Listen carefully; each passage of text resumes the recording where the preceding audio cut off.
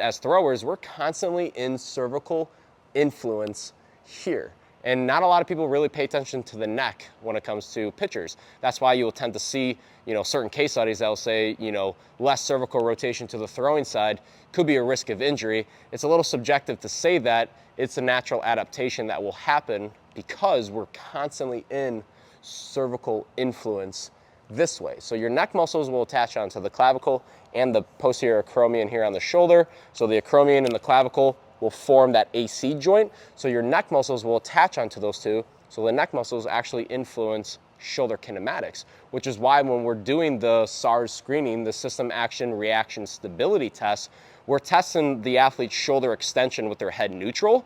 A lot of athletes can hold that position, but the minute I put them into cervical influence, they can't hold that position. A lot of that has to do with your ocular motor system and your brain and spinal cord and how it processes information to stabilize the shoulder when your eyes are off its target. So kind of relate that to pitching mechanics. Usually you'll see pitchers out of the windup have better command, depending on the age. Obviously it's subjective, but you'll also see then when athletes go out of the stretch with runners on, being sped up, well, when their eyes are all over the place, their ocular motor system, they don't know how to control their body, down the mound, where the mound already has the slopes, already has gravity pulling them down, which is an external force. If you're not teaching your eyes and your brain and your spinal cord to teach the system how to react and quicken those muscle contractions better, you're kind of then at a loss as to really what the mechanics are. So, and that's the foundation of mechanics, right? The bio to the mechanics, the software to the hardware.